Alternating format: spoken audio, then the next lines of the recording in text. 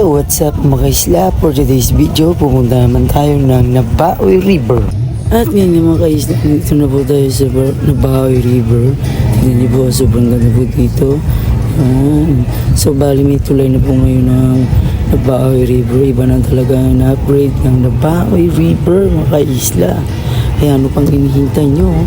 Tara na at mag-boat upang mapuntahan niyo po ang enchanted Mega Parao here at Nabaoy River.